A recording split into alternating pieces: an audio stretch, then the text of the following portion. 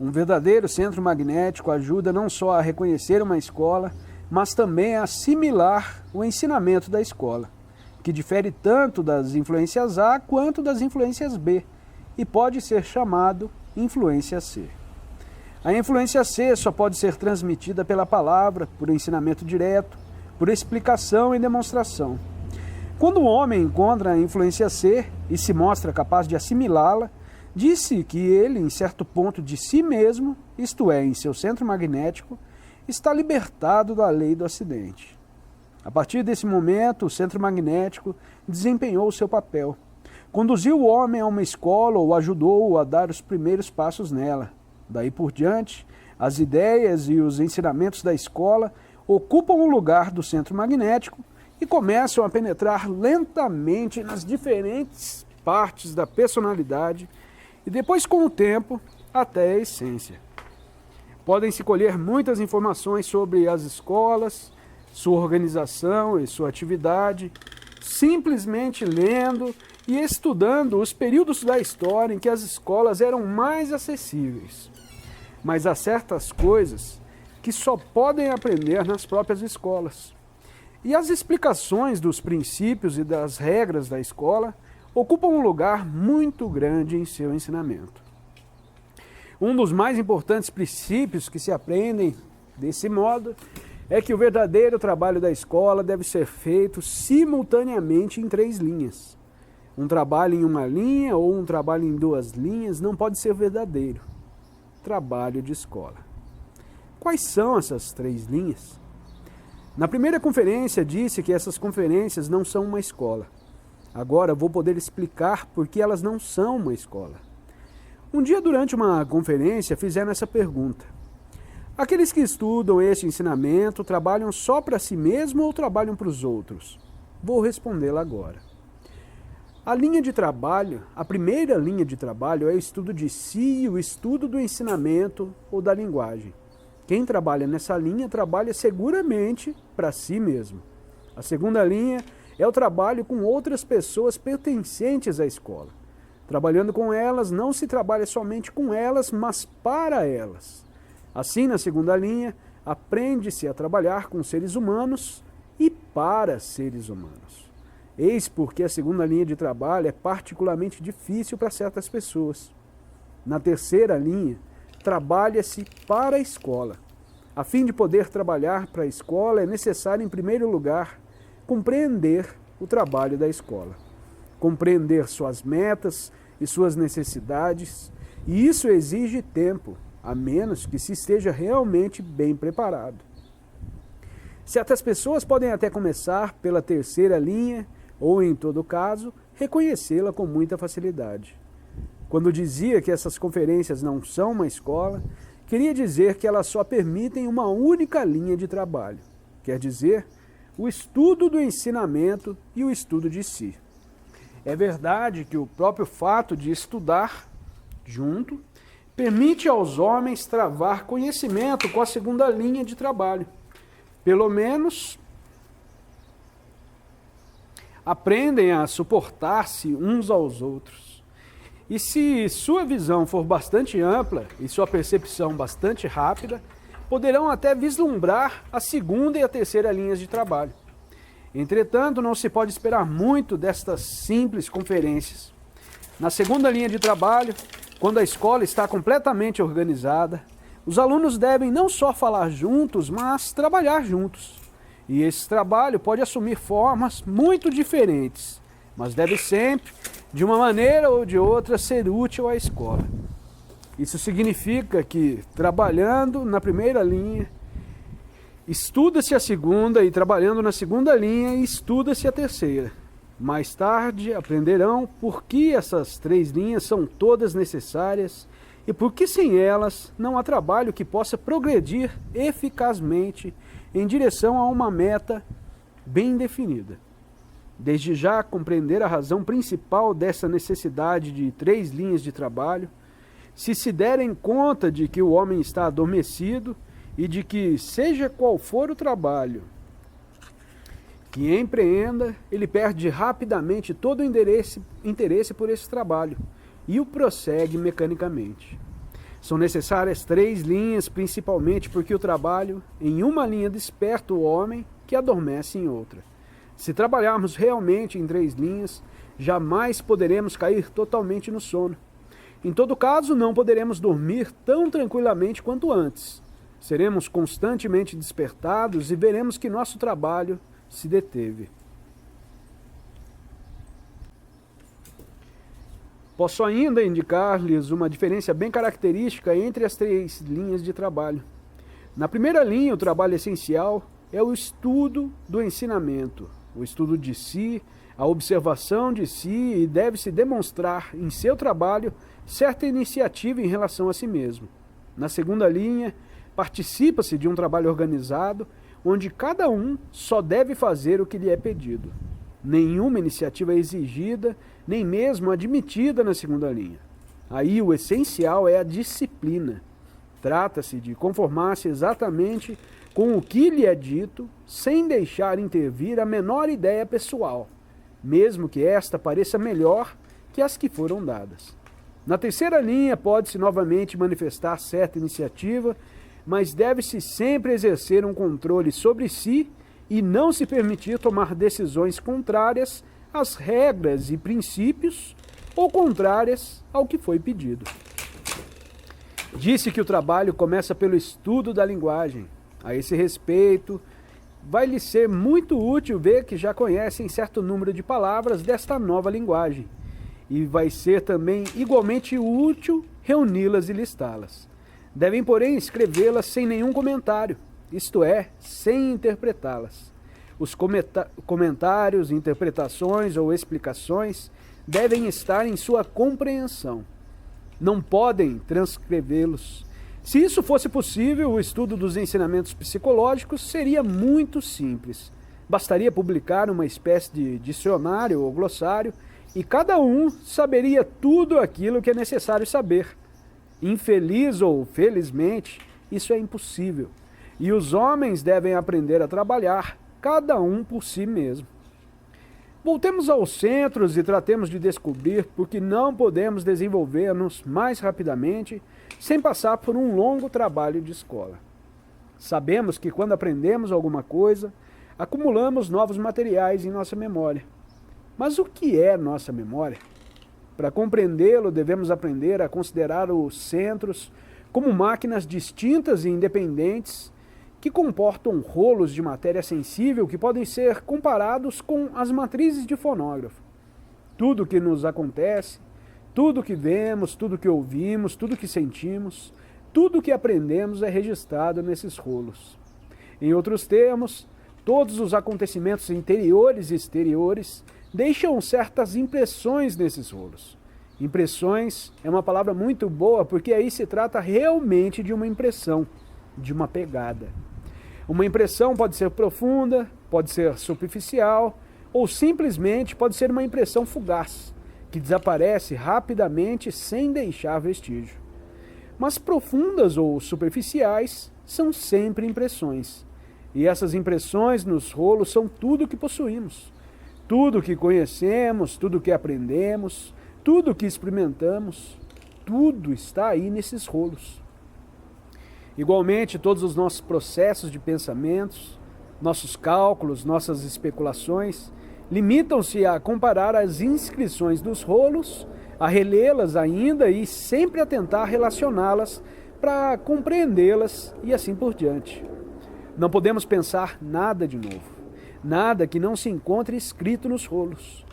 Nada podemos dizer nem fazer que não corresponda a uma inscrição nos rolos. Não podemos inventar um pensamento novo. Assim como não podemos inventar um novo animal, visto que todas as nossas ideias de animais se baseiam na observação de animais já existentes.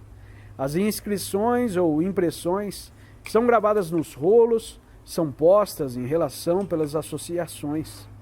As associações põem em relação impressões que são recebidas simultaneamente ou que têm entre si certa similitude. Disse na primeira conferência que a memória depende da consciência e que só recordamos efetivamente os momentos que tivemos vislumbres de consciência. É bem evidente que impressões diferentes, recebidas simultaneamente e, portanto, ligadas entre si, permanecerão por mais tempo na memória do que impressões desconexas. No clarão de consciência de si, ou mesmo a sua aproximação, todas as impressões do momento encontram-se ligadas e permanecem ligadas na memória. Ocorre o mesmo com as impressões que apresentam uma similitude interior. Se o homem for mais consciente no momento em que receber impressões, ele estabelecerá a melhor ligação entre as impressões novas e as impressões antigas que se lhe assemelhem, e elas permanecerão associadas na memória.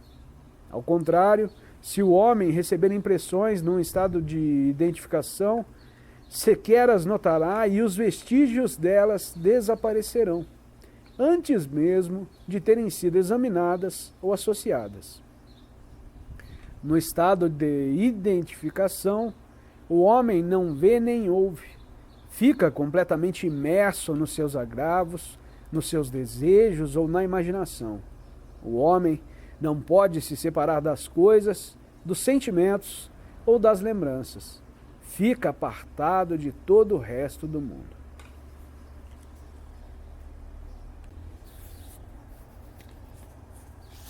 Quarta conferência.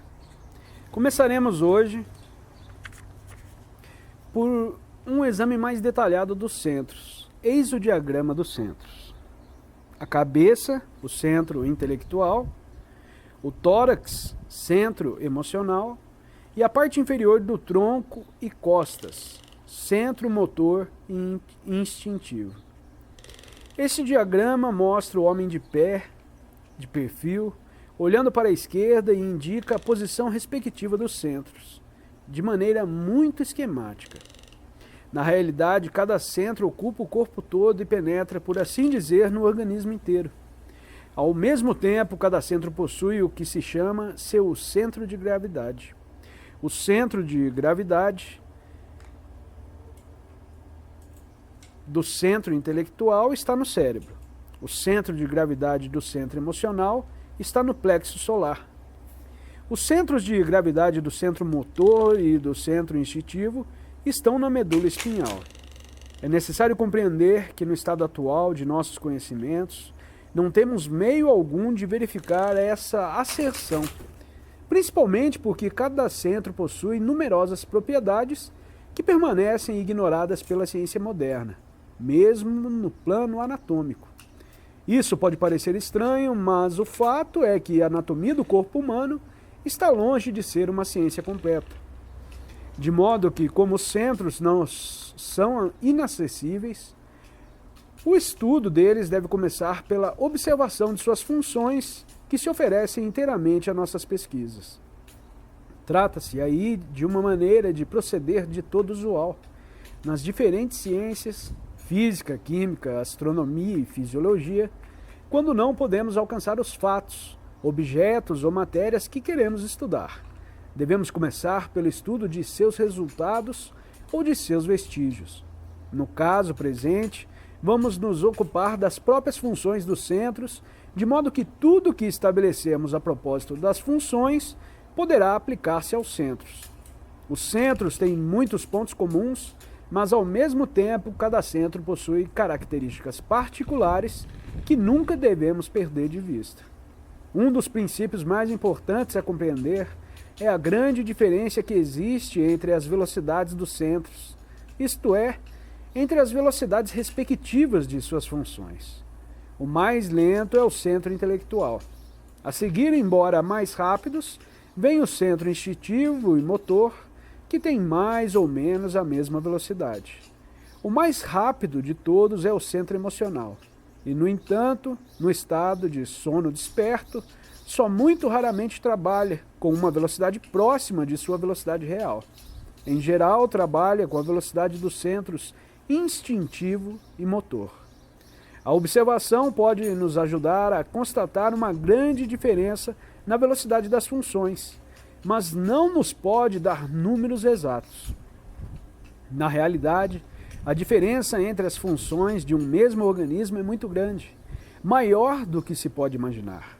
Como acabo de dizer, não podemos, com nossos meios ordinários, calcular a diferença de velocidade dos centros, mas se nos disserem qual é, poderemos encontrar muitos fatos que confirmarão, se não os números exatos, pelo menos a existência de uma enorme diferença. Antes de citar números, desejo lhes falar das observações ordinárias que se podem fazer sem nenhum conhecimento especial. Tente, por exemplo, comparar a velocidade dos processos mentais com a das funções motoras. Tente observar quando tiver de fazer simultaneamente numerosos movimentos rápidos, dirigir um carro numa rua muito congestionada, galopar por um mau caminho ou fazer qualquer outro trabalho que exija um pronto julgamento e reflexos instantâneos. Verão de imediato que não podem observar todos os seus movimentos. Terão de diminuir sua velocidade ou então deixar escapar a maior parte de suas observações. Senão, correrão o risco de um acidente e provavelmente isso acontecerá, se persistirem em observar-se a si mesmos. Poderíamos multiplicar tais constatações, em particular, sobre o centro emocional, que é ainda mais rápido. Temos todos feito tais observações sobre a diferença da velocidade das funções, mas é muito raro que saibamos reconhecer o valor de nossas próprias observações e experiências. Somente quando conhecemos o princípio é que começamos a compreender nossas observações anteriores. Não obstante, vocês devem saber que todos os números relativos a essas velocidades diferentes são conhecidos pelas escolas e demonstrados por seu ensinamento. Como verão mais adiante, a relação de velocidade dos centros expressa-se por um número surpreendente, que tem sentido cósmico, isto é, que entra em numerosos processos cósmicos, ou melhor, que divide um pelo outro numerosos processos cósmicos. Esse número é 30.000, o que equivale a dizer que os centros motor e instintivo são 30.000 vezes mais rápido que o centro intelectual, e que o centro emocional, quando trabalha com a velocidade que lhe é própria, é 30.000 vezes mais rápido que o centro motor e instintivo. É difícil crer que haja tal diferença entre as velocidades das funções de um mesmo organismo. Na realidade, isso quer dizer que cada um dos diversos centros tem um tempo completamente diferente. Os centros motor e instintivo têm um tempo 30.000 vezes mais longo que o centro intelectual e o centro emocional tem um tempo 30.000 vezes mais longo que os centros motor e instintivo. Veem claramente o que significa um tempo mais longo? Significa que, para cada trabalho, um centro dispõe de certo tempo a mais que outro centro.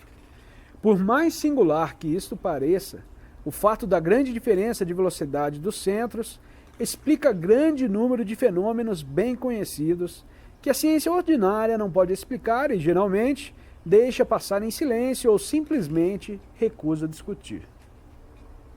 Quero falar da velocidade espantosa, aparente e inexplicável de certos processos fisiológicos.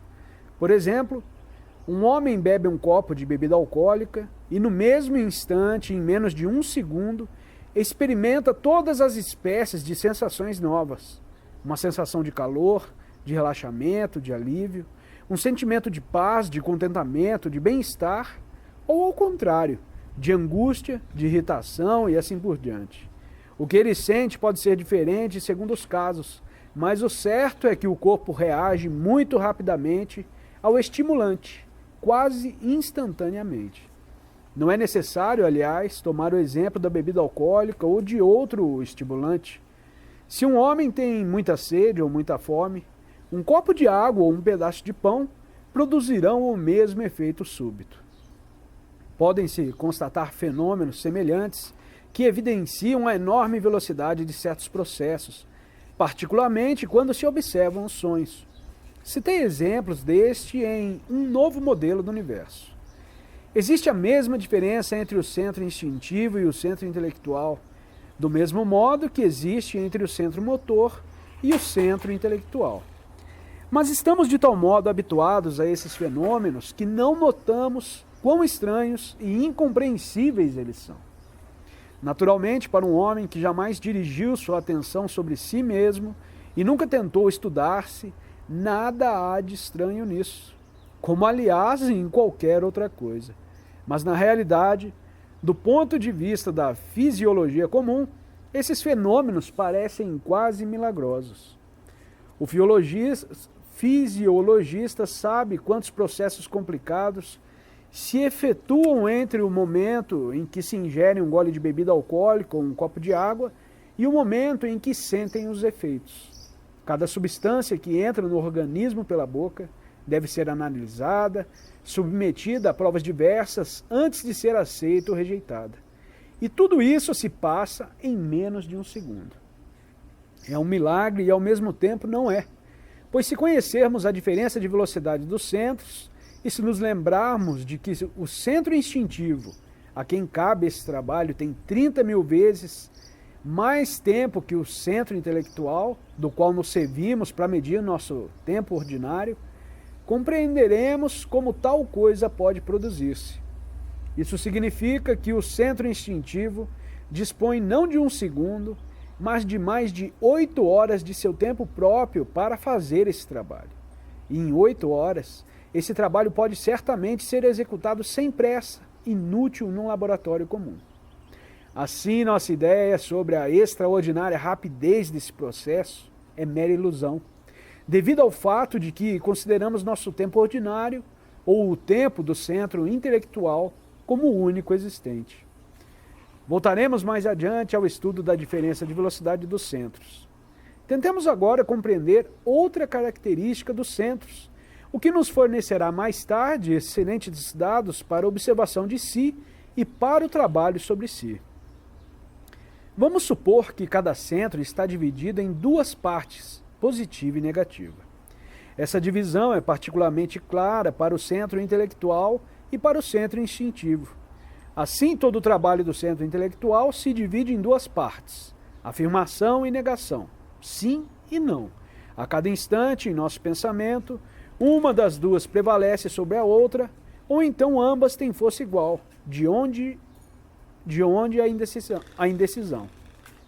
A parte negativa do centro intelectual é tão útil quanto a parte positiva, e o menor enfraquecimento de força de uma com respeito à outra acarreta perturbações mentais. No trabalho do centro instintivo, a divisão é também muito clara e as duas partes, positiva e negativa, são ambas necessárias para uma orientação justa na vida. As sensações positivas ou agradáveis de paladar, olfato, tato, calor, frescor, ar puro, todas atestam condições salutares à existência. E as sensações negativas ou desagradáveis, de mau cheiro, mau sabor, de contato desagradável, a impressão de calor sufocante ou de frio excessivo, todas atestam condições prejudiciais à existência. Em resumo, pode-se dizer que na vida não é possível nenhuma orientação verdadeira, na ausência de sensações, tanto agradáveis como desagradáveis. São elas o guia seguro de toda a vida animal na Terra, e a menor alteração que sofram acarretará desorientação e, em consequência, perigo de enfermidade ou de morte. Pensem quão rapidamente se envenenaria um homem se perdesse todo o sentido de paladar ou do olfato, ou se por algum artifício superasse seu asco natural às sensações desagradáveis. No centro motor, a divisão em duas partes, positiva e negativa, deve ser tomada num sentido lógico, o movimento em oposição ao repouso. Não tem utilidade para observação prática. No centro emocional, à primeira vista, a divisão é simples e evidente. Se tomarmos as emoções agradáveis, tais como alegria, simpatia, afeição, confiança em si, como atinentes à parte positiva, e as emoções desagradáveis, tais como aborrecimento, irritação, ciúme, inveja, medo, como atinentes à parte negativa, as coisas parecerão muito simples. Na realidade, são muito mais complicadas. Para começar, numa parte negativa natural no centro emocional. Em sua maioria, as emoções negativas são artificiais, não pertencem ao centro emocional propriamente dito e estão baseadas em emoções instintivas que lhes são completamente estranhas, mas que são desnaturadas pela imaginação e pela identificação. Esse é o único sentido real das teorias de James e de Land, muito conhecidas em determinada época. Ambos insistiam no fato de que todas as emoções são, na realidade, sensações que acompanham as mudanças que se operam nos órgãos internos e nos tecidos, mudanças anteriores às sensações e que são suas causas verdadeiras. Queriam dizer que os acontecimentos exteriores e os processos internos não provocam a emoção. Os acontecimentos exteriores e os processos internos desencadeiam reflexos internos, os quais desencadeiam sensações que são interpretadas como emoções. Por outro lado, as emoções positivas, tais como amor, esperança, fé, como são habitualmente compreendidas, isto é, como emoções permanentes, não são acessíveis ao homem em seu estado ordinário de consciência. Exigem estágios de consciência mais elevados, exigem a unidade interior, a consciência de si, um eu permanente e a vontade. As emoções positivas são emoções que não podem tornar-se negativas. Ora, todas as nossas emoções agradáveis, tais como alegria, simpatia, afeição, confiança em si, podem a cada instante degenerar em aborrecimento, irritação, inveja, temor e etc. O amor pode tornar-se ciúme, ou medo de perder o que se ama, ou cólera e ódio. A esperança pode converter-se em desvaneio e quimeras, e a fé em superstição e aceitação apática de tolices reconfortantes. Até uma pura emoção intelectual, como o desejo de conhecer, ou uma emoção estética, como por exemplo um sentimento de beleza ou harmonia, desde que caia na identificação, associa-se de imediato com emoções de ordem negativa, tais como o orgulho, a vaidade, o egoísmo, o amor próprio e assim por diante. Pode-se, portanto, dizer, sem risco de erro, que não podemos ter emoções positivas. Por outro lado, é igualmente verdadeiro que não temos emoções negativas que possam existir sem imaginação e nem identificação. Não se pode negar, naturalmente, que ao lado dos múltiplos sofrimentos físicos pertencentes ao centro instintivo, o homem tem muitos sofrimentos morais que pertencem ao centro emocional. Há muitas tristezas, agravos, temores, apreensões e etc., que não se podem evitar, estão ligados tão intimamente à vida do homem quanto a doença, a dor e a morte. Entretanto, esses sofrimentos morais nada têm a ver com as emoções negativas baseadas na imaginação e na identificação. As emoções negativas são um fenômeno terrível, ocupam um lugar enorme em nossa vida. Pode-se dizer de muitas pessoas que a sua vida inteira é regulada, controlada e finalmente arruinada por emoções negativas, ao mesmo tempo que as emoções negativas não desempenham nenhum papel útil em nossas vidas, não servem para nos orientar, não nos trazem conhecimento algum e não nos guiam de nenhuma maneira sensata. Ao contrário, estragam todos os nossos prazeres e fazem de nossa vida um fardo e opõem obstáculos muito reais ao nosso desenvolvimento possível, porque nada é mais mecânico em nossa vida do que emoções negativas. O homem, em seu estado ordinário, nunca pode dominar suas emoções negativas. Aqueles que creem poder dominar suas emoções negativas e manifestá-las quando melhor lhes perecer, simplesmente se iludem. As emoções negativas dependem da identificação. Cada vez que a identificação é destruída, desaparecem. O que há de mais estranho e fantástico no caso das emoções negativas é que as pessoas as adoram. Parece-me que, para um homem mecânico comum, a coisa mais difícil de admitir é que nem suas próprias emoções negativas, nem as dos outros, tem o menor valor e que não contém nada de nobre, nada de belo e nada de forte. Na realidade, as emoções negativas só contêm fraqueza e frequentemente mesmo são o início da histeria, da loucura ou do crime. Seu único lado bom é que, sendo perfeitamente inúteis e totalmente criadas pela imaginação e pela identificação, podem ser destruídas sem prejuízo algum. E aí está a única oportunidade que o homem tem de escapar delas.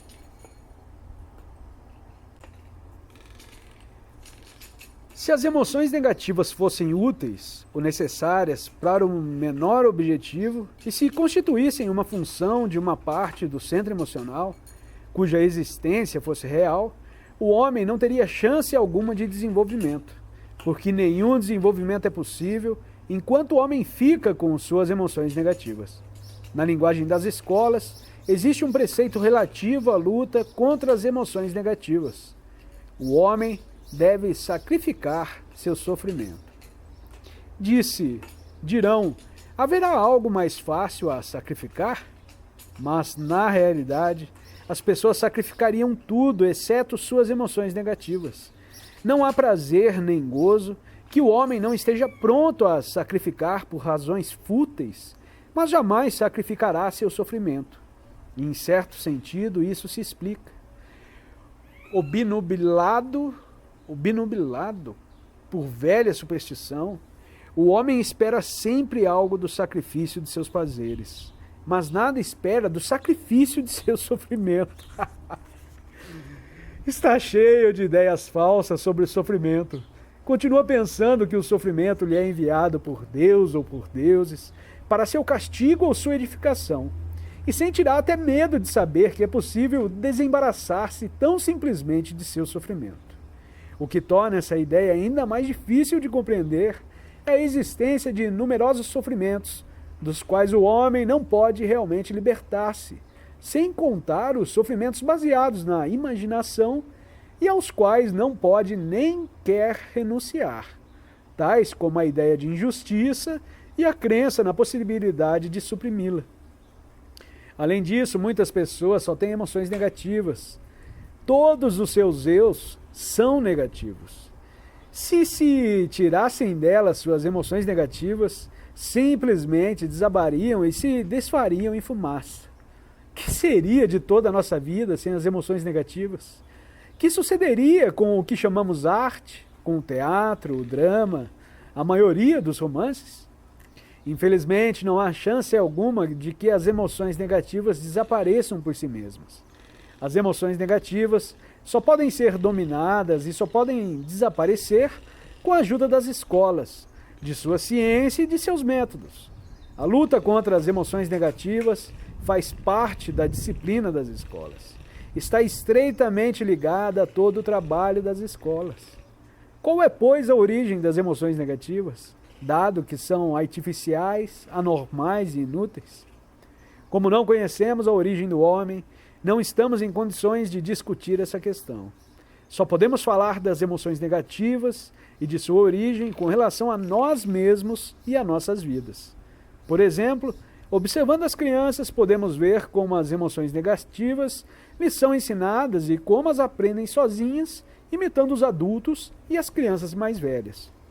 Se desde os primeiros dias de vida, uma criança pudesse ser rodeada de pessoas que não tivessem emoções negativas, provavelmente não teria nenhuma ou teria tão poucas que poderiam ser facilmente dominadas por meio de uma educação correta.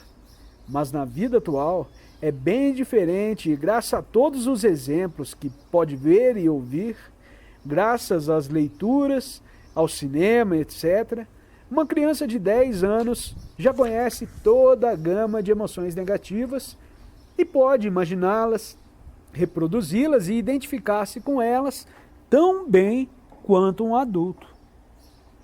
Nos adultos, as emoções negativas são mantidas pela literatura e pela arte, que sem cessar as justificam e as glorificam, bem como pela justificação pessoal e pela indulgência que têm por si mesmos. Até quando estamos fartos dessas emoções negativas, não cremos que nos seja possível livrar-nos completamente delas.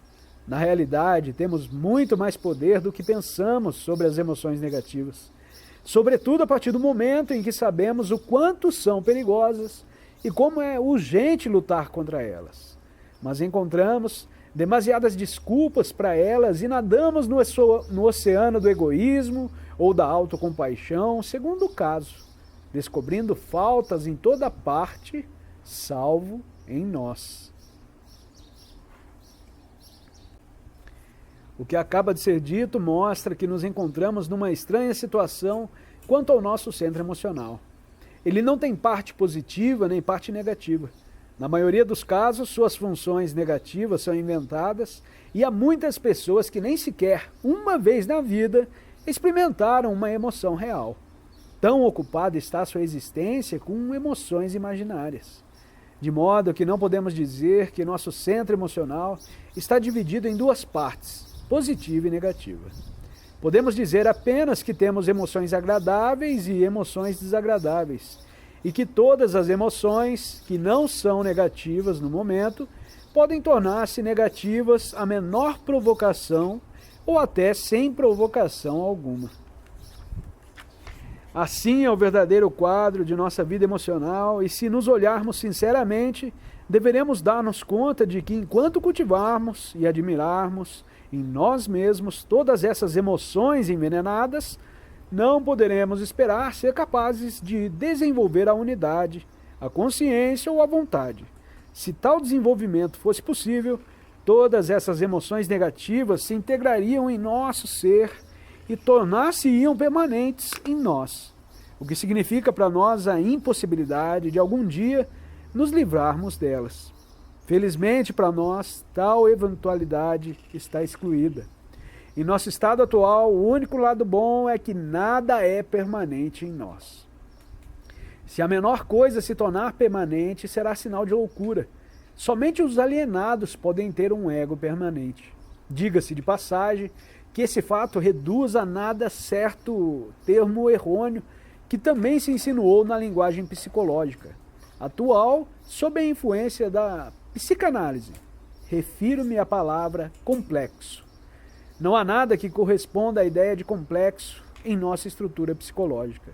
O que hoje se denomina complexo era chamado ideia fixa pelos psiquiatras do século XIX, e as ideias fixas eram consideradas sinal de loucura, o que continua sendo perfeitamente correto. Um homem normal não pode ter ideias fixas, complexos, nem fixações. É útil lembrar-se disso no caso de alguém tentar encontrar complexos em vocês. Como somos, já temos bastante traços maus e nossas chances são muito pequenas, mesmo sem complexos. Voltemos agora à questão do trabalho sobre si e perguntemos quais são realmente nossas chances. Devemos descobrir em nós mesmos funções e manifestações que podemos mais ou menos dominar e devemos exercer esse poder tratando de aumentá-lo o mais possível. Por exemplo, temos um certo controle sobre nossos movimentos e em certas escolas, particularmente no Oriente, o trabalho sobre si começa pela aquisição de um domínio tão completo quanto possível dos movimentos. Isso, porém, requer muito tempo. Para tanto, é necessário um treinamento especial que supõe o estudo de exercícios muito complexos. Nas condições de vida moderna, temos mais controle sobre nossos pensamentos. Existe, aliás, um método especial segundo o qual podemos trabalhar no desenvolvimento de nossa consciência, fazendo uso do instrumento que melhor obedece à nossa vontade. Isso é, nossa mente ou nosso centro intelectual. Para compreender melhor o que eu vou dizer, tratem de recordar que não temos nenhum controle sobre nossa consciência. Quando disse que nos podemos tornar mais conscientes, ou que um homem pode conhecer um instante de consciência simplesmente porque lhe perguntaram se está consciente ou não, empreguei as palavras consciente ou consciência num sentido relativo. Há numerosos graus de consciência e cada um desses graus significa consciência, com relação a um grau inferior. Mas se não temos poder algum sobre a consciência, temos um certo controle sobre nosso modo de pensar na consciência e podemos construir nossos pensamentos de tal maneira que nos tragam a consciência. Quero dizer que, dando a nossos pensamentos a orientação que teriam no momento de consciência, podemos fazer vir a consciência. Tentem agora precisar o que notaram quando tentavam observar-se. Vocês devem ter notado 3 coisas. Primeiro, que vocês não se lembram de si mesmos, isto é, que não tomam conhecimento de si mesmos no momento que tentam observar-se. Segundo, que a observação se torna difícil ao fluxo incessante dos pensamentos, das imagens, dos ecos de conversas, dos impulsos emocionais que atravessam seu espírito e que, com muita frequência, distraem a sua atenção da observação. Finalmente, terão notado que, no momento em que começam a se observar, algo em vocês desencadeia a imaginação e que a observação de si, se atentarem realmente, é uma luta constante contra a imaginação. Eis aqui o ponto essencial do trabalho sobre si.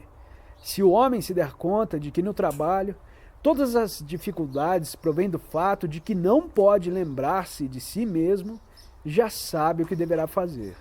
Deve tratar de lembrar-se de si mesmo. Para isso, deve lutar contra os pensamentos mecânicos e contra a imaginação. Se o fizer escrupulosamente, com perseverança, os resultados não tardarão a aparecer. Mas não deve crer que a coisa seja fácil, nem que possa dominar essa técnica de imediato. A lembrança de si é um ato cujo exercício é difícil.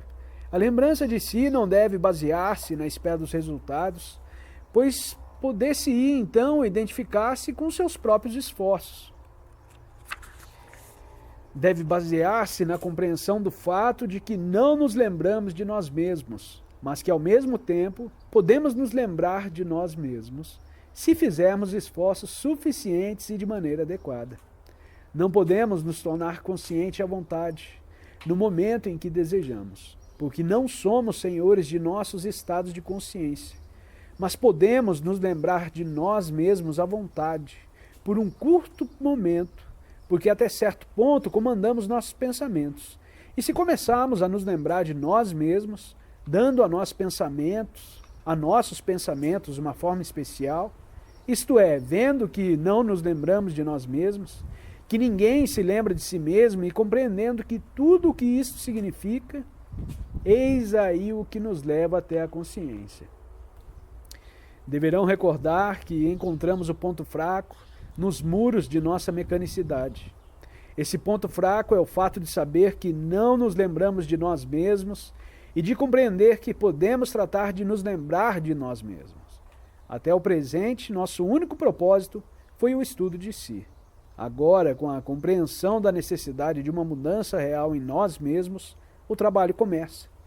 Mais adiante aprenderão que a prática da lembrança de si, ligada à observação de si e à luta contra a imaginação, tem não só uma significação psicológica, mas modifica a parte mais sutil do nosso metabolismo e produz em nosso corpo efeitos químicos definidos.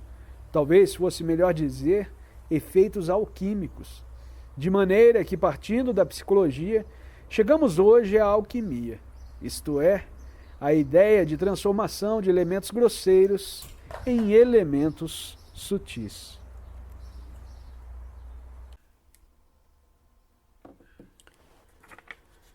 Para aprofundar nosso desenvolvimento do estudo possível do homem, resta-nos estabelecer um ponto muito importante. 2 aspectos devem ser desenvolvidos no homem. Dito de outro modo, seu desenvolvimento deve efetuar-se simultaneamente em 2 linhas. Esses 2 aspectos, ou essas 2 linhas de desenvolvimento do homem, são o saber e o ser. Já falei sobre a necessidade do desenvolvimento do saber e, sobretudo, do saber relativo ao conhecimento de si, dado que um dos traços mais característicos do estado atual do homem é que ele não se conhece. Em geral, compreende-se a ideia de diferentes níveis de saber e a ideia da relatividade do saber. Compreende-se a necessidade de um saber completamente novo. O que não se compreende, na maioria dos casos, é a ideia de que o ser é totalmente distinto do saber. Como também não se compreende a ideia da relatividade do ser, da possibilidade de diferentes níveis de ser, nem a necessidade do desenvolvimento do ser, totalmente independente do desenvolvimento do saber. Um russo filósofo, Vladimir Soloviev, emprega o termo ser em seus escritos. Fala do ser de uma pedra, do ser de uma planta, do ser de um animal, do ser de um homem e do ser divino. É melhor do que o conceito ordinário, porque na compreensão comum o ser de um homem é considerado como não diferindo, de modo algum, do ser de uma pedra, de uma planta ou de um animal. Do ponto de vista comum, uma pedra, uma planta ou um animal são ou existem exatamente como um homem é ou existe. Na realidade, existem de maneira totalmente diferente. Mas a divisão que Soloviev faz não é suficiente. Não há nada que corresponda ao ser de um homem, porque há demasiadas diferenças entre os homens. Já disse, do ponto de vista desse ensinamento, o conceito de homem está dividido em 7 conceitos. Homem número 1, homem número 2, homem número 3, homem número 4, homem número 5, homem número 6 e homem número 7. O que se equivale a 7 graus ou categorias de ser. O número 1, o ser número 2, o número 3 e assim por diante. Conhecemos, ademais, divisões mais sutis. Sabemos que os homens número 1 podem ser muito diferentes uns dos outros e o mesmo pode dizer-se dos homens número 2 e número 3. Podem viver inteiramente sob as influências. Podem sofrer a ação tanto das influências A ou B, como podem estar mais submetidos às influências A do que às influências B. Podem ter um centro magnético, podem ter entrado em contato com a influência de uma escola ou influência C. Podem estar a caminho de se tornarem homens número 4. Todas essas categorias representam diferentes níveis de ser. A ideia do ser estava no próprio âmago da concepção religiosa do homem e todas as demais classificações do homem eram consideradas de pouca importância em comparação com essa. Os homens eram divididos de um lado em descrentes, infiéis ou heréticos, e de outro verdadeiros crentes, justos, santos, profetas e assim por diante. Todas essas definições visavam não a diferenças de ponto de vistas e de convicções, isso é, não ao saber, mas ao ser. No pensamento moderno ignora-se tudo sobre a ideia de ser e dos diferentes níveis de ser.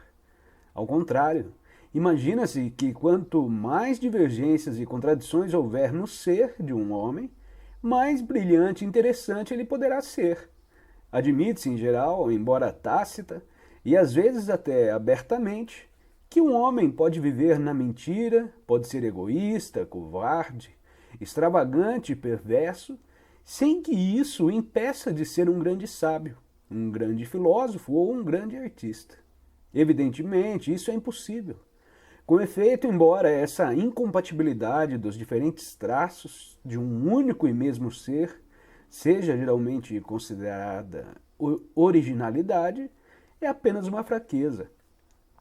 Não é possível ser um grande pensador ou um artista com um espírito perverso ou incoerente, como também não se pode ser um boxeador profissional ou um atleta de circo sendo tuberculoso.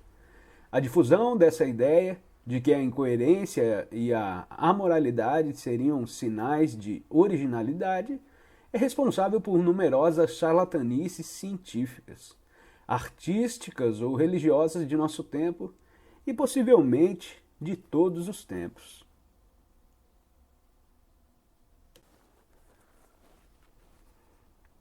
É necessário compreender claramente o que significa o ser e por que deve crescer e desenvolver-se paralelamente ao saber, embora permaneça independente. Se o saber prevalece sobre o ser, ou o ser sobre o saber, Disso sempre resultará um desenvolvimento unilateral. E esse desenvolvimento não poderá ir longe. Deve fatalmente conduzir a uma grave contradição interior e deter-se aí. Um dia talvez falaremos das diferentes espécies de desenvolvimento unilateral e seus resultados. Na vida corrente, o único caso que encontramos é aquele em que o saber prevalece sobre o ser. O resultado toma forma de uma dogmatização de certas ideias, e a partir daí qualquer desenvolvimento ulterior do saber torna-se impossível, devido à perda da compreensão. Agora falarei da compreensão. Mas o que é a compreensão? Tratem de fazer-se essa pergunta e verão que não podem respondê-la. Até agora sempre confundiram compreender com saber ou possuir informações. Mas saber e compreender são duas coisas completamente diferentes e vocês devem aprender a distingui-las. Para compreender uma coisa, vocês devem ver a sua relação com qualquer objeto mais vasto ou com um conjunto maior, bem como as consequências dessa relação. A compreensão é sempre a compreensão de um problema restrito em sua relação com um problema mais vasto. Suponham, por exemplo, que eu lhes mostre um antigo rublo russo de prata. Essa era uma moeda antiga do tamanho de uma moeda atual inglesa de meia coroa, valendo, entretanto, cerca de 2 shillings. Podem olhá-la, estudá-la, ver em que ano foi cunhada, descobrir tudo o que se refere ao czar, cuja efígie aparece numa das faces, podem pesá-la, podem até fazer-lhe a análise química e calcular o teor exato de prata que contém. Podem aprender o que quer dizer a palavra rublo e como seu uso se generalizou. Podem, sem dúvida, aprender tudo isso e muitas outras coisas, mas não compreenderão jamais este rublo nem sua significação. Enquanto ignorarem que, antes da Primeira Guerra Mundial, seu poder aquisitivo correspondia a mais ou menos uma libra inglesa e que o poder aquisitivo do rublo, dinheiro da Rússia bolchevista, antes do seu desaparecimento, era apenas de 1,5 shilling. Se fizerem essa descoberta, talvez compreendam algo deste rublo, e talvez de outras coisas mais, pois a compreensão de uma coisa leva em seguida a compreensão de muitas outras. Crê-se com frequência que compreender quer dizer encontrar um nome, uma expressão, um título ou um rótulo para um fenômeno novo ou inesperado. O fato de achar ou de inventar palavras para coisas incompreensíveis nada tem a ver com compreensão. Ao contrário, se pudéssemos nos desembaraçar da metade de nossas palavras, talvez tivéssemos mais chances de adquirir certa compreensão. Se nos perguntarmos o que significa compreender ou não compreender um homem, nos seria necessário primeiramente considerar o caso em que nos encontramos na impossibilidade de falar em sua própria língua. É óbvio que 2 homens que não falam a mesma língua não se compreenderão um ao outro. Devem ter uma linguagem comum ou entender-se com relação a certos sinais ou símbolos pelos quais designarão as coisas. Suponham agora que no decurso de uma conversação não estejam de acordo com seu interlocutor quanto ao sentido de certas palavras, sinais ou símbolos. Cessarão novamente de se compreender. De onde decorre o seguinte princípio: não se pode compreender sem estar de acordo. Na conversação corrente dizemos frequentemente: compreendo-o, mas não estou de acordo com ele. Sob o ponto de vista do ensinamento que estudamos, isso é impossível. Se compreendem um homem, estão de acordo com ele. Se não estão de acordo com ele, não o compreendem. É difícil aceitar essa ideia e isso significa que é difícil compreendê-la.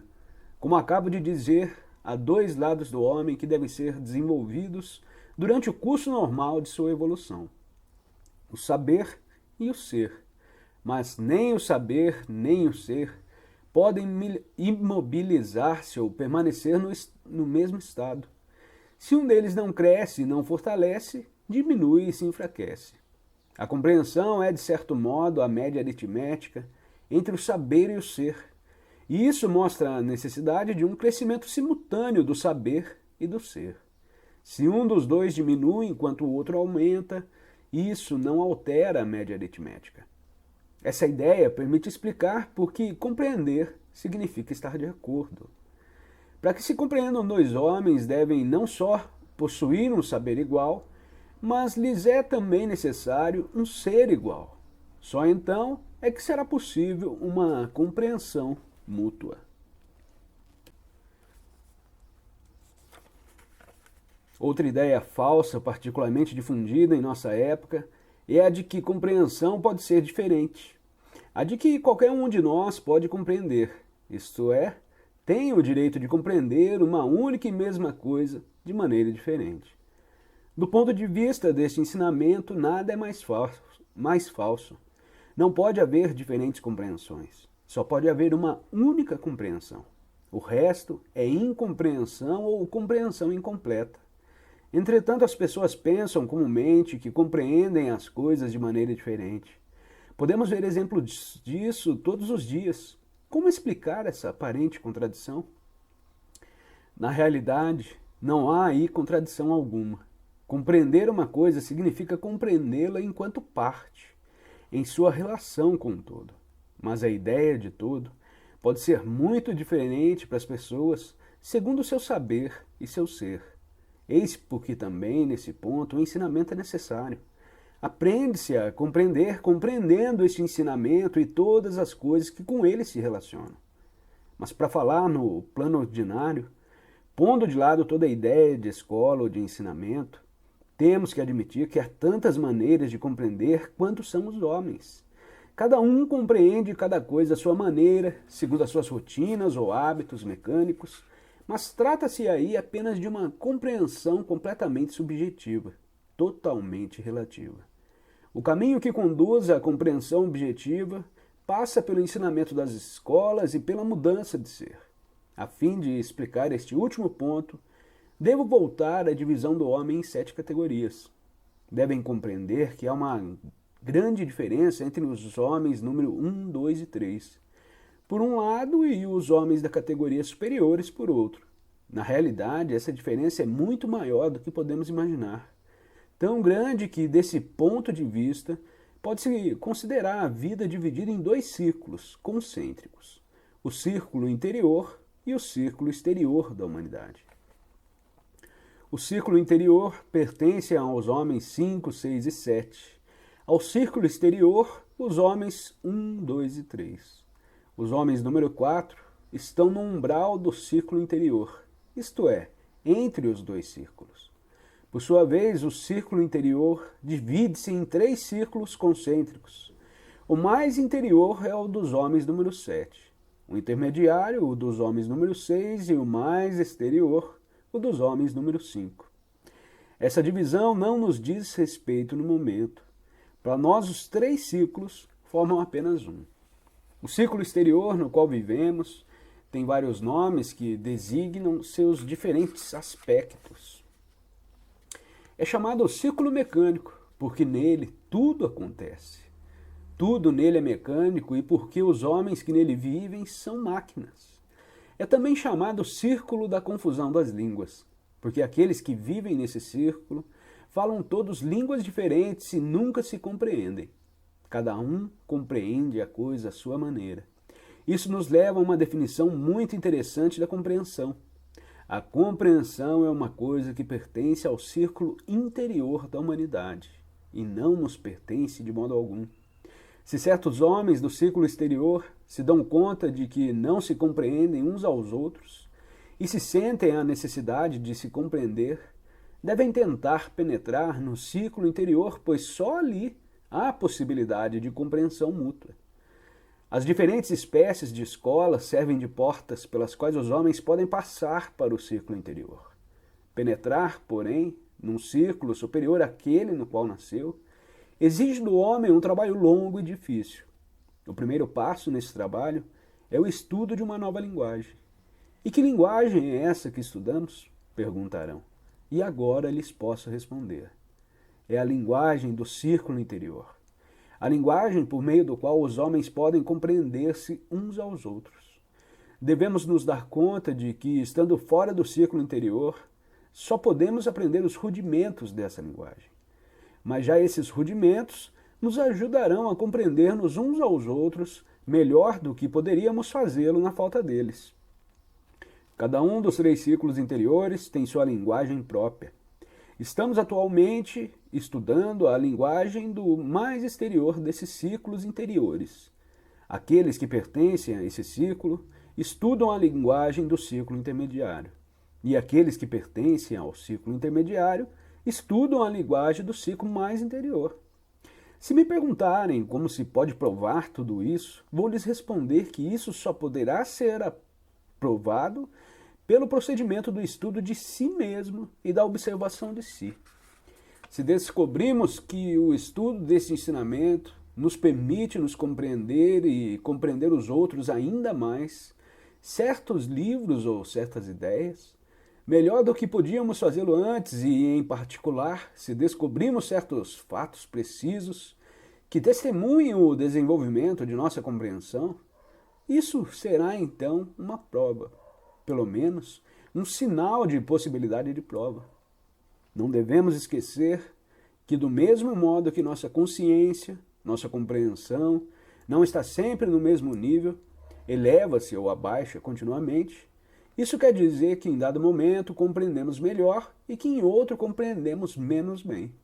Se notarmos em nós essas diferenças de compreensão, estaremos em condição de compreender que há realmente uma possibilidade, primeiro de se manter nesses níveis superiores de compreensão e depois de ultrapassá-los.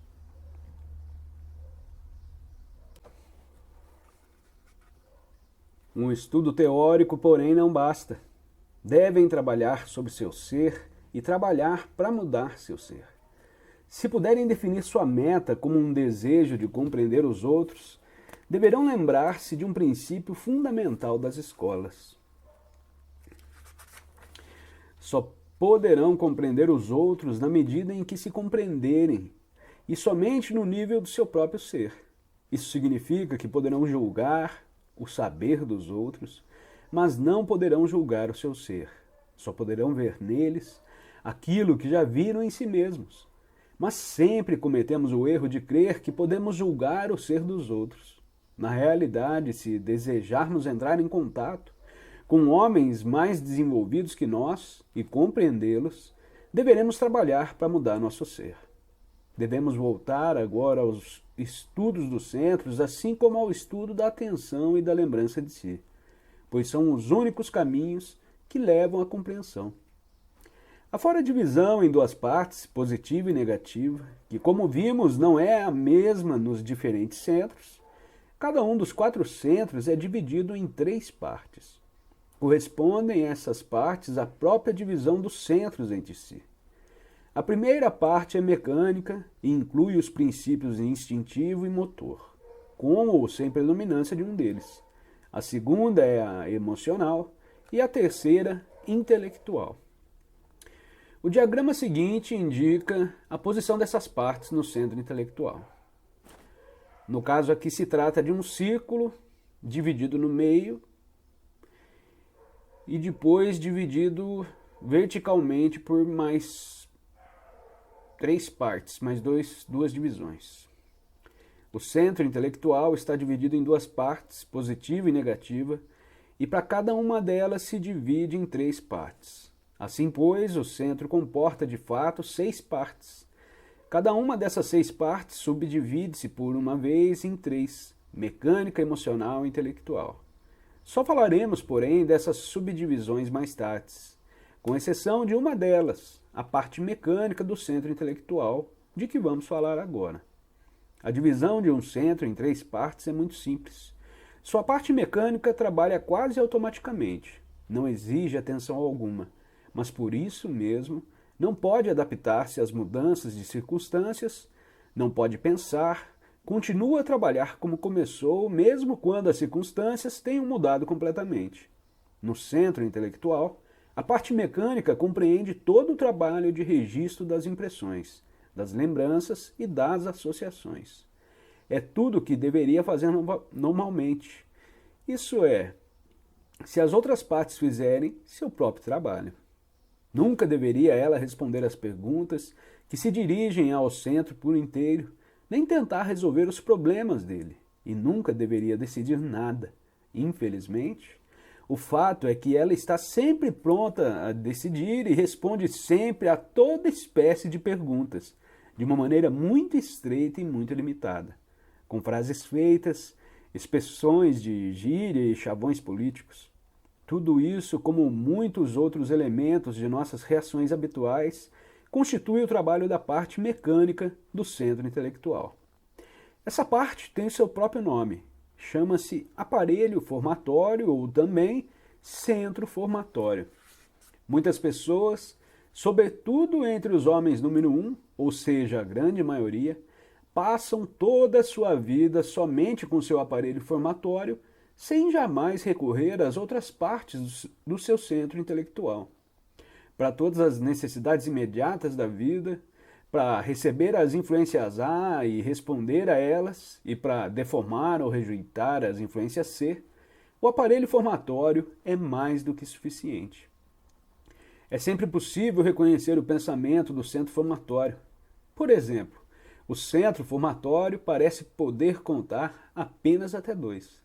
De fato, ele divide todas as coisas em 2, bolchevismo e fascismo, operários e burgueses, proletários e capitalistas e assim por diante. Devemos a maioria de nossos clichês modernos ao pensamento do centro formatório, e não somente a maioria dos nossos clichês, mas todas as teorias populares modernas. Talvez seja possível dizer que, em todas as épocas, todas as teorias populares provêm do aparelho formatório. A parte emocional do centro intelectual é constituída principalmente pelas emoções intelectuais, ou seja, o desejo de saber, de compreender, a satisfação de saber, o descontentamento por não saber, o prazer da descoberta e assim por diante. Embora todas essas emoções também possam manifestar-se em níveis muito diferentes. O trabalho da parte emocional exige atenção plena, mas nessa parte do centro, a atenção não exige esforço algum. É atraída e retida pelo próprio assunto e, frequentemente, sob o efeito de uma identificação que se designa habitualmente pelo nome de interesse, entusiasmo, paixão ou devoção.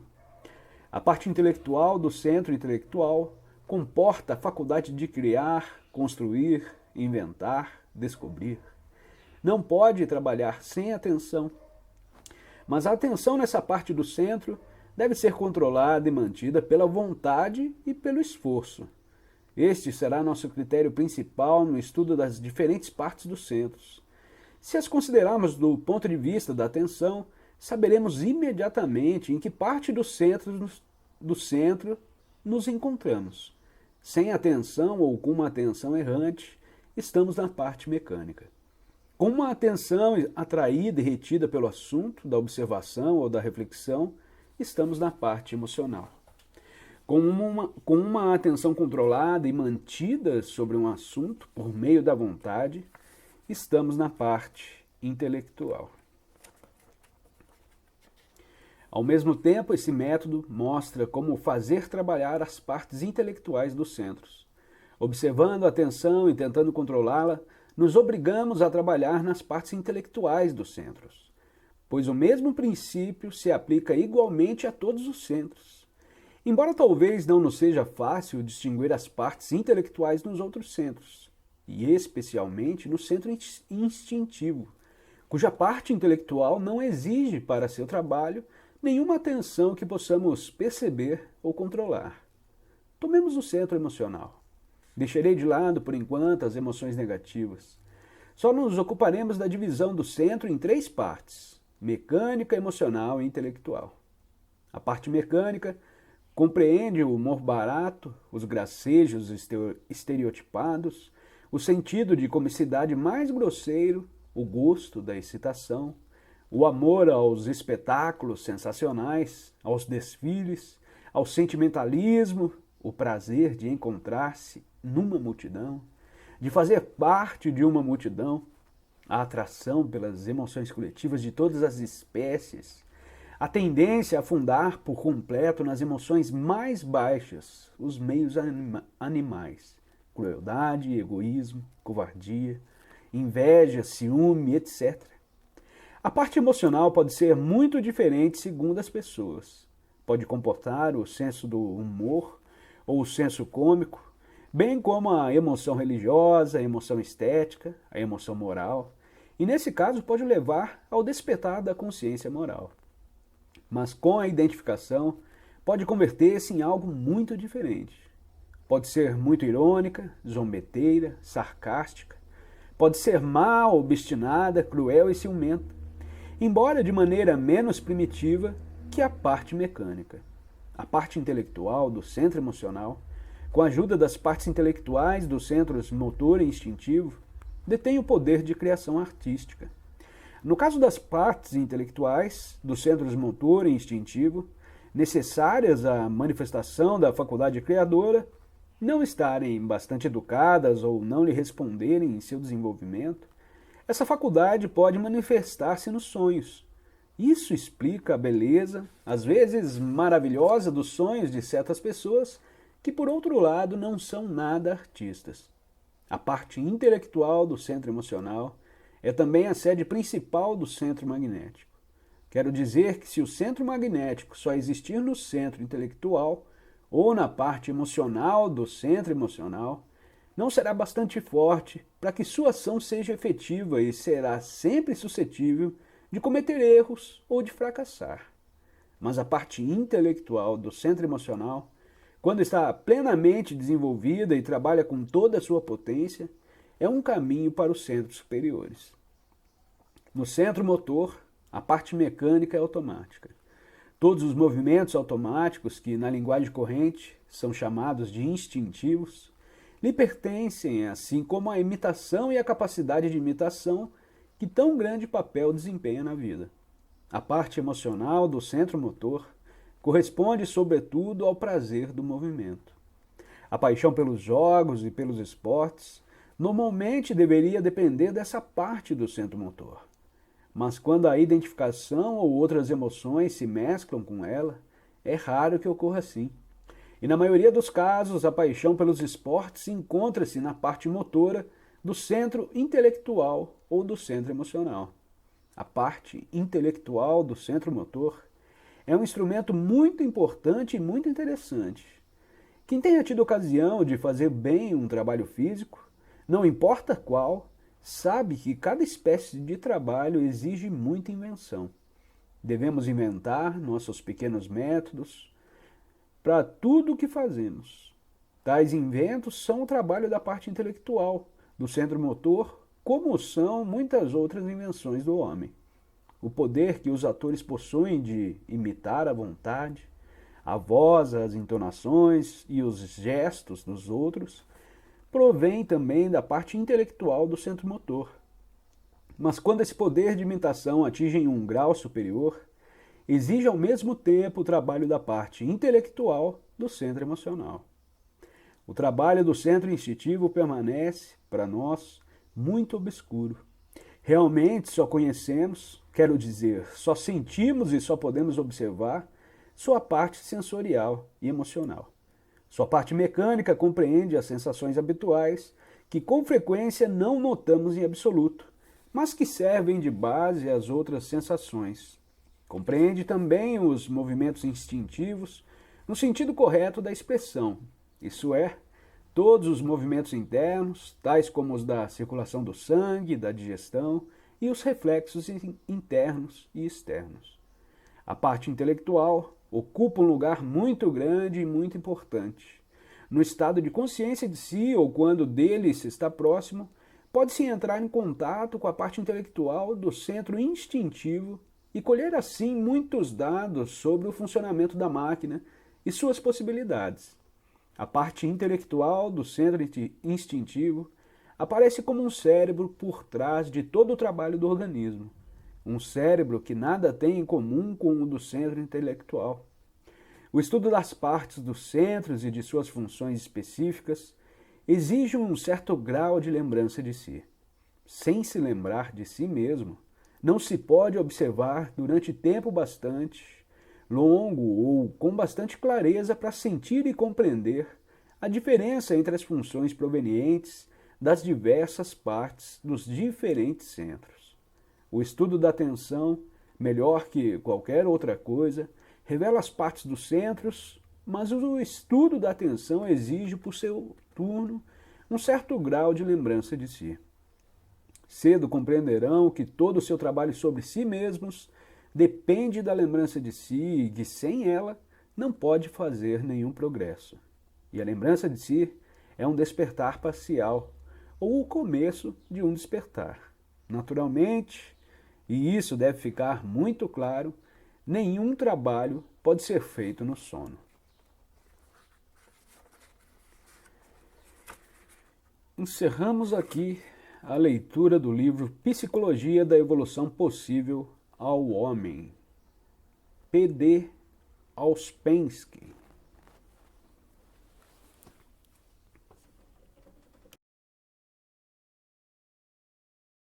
Link dos livros e do Pix na descrição. Apoie esse projeto e inscreva-se no canal. apoia.se/Cosmos Audiolivros.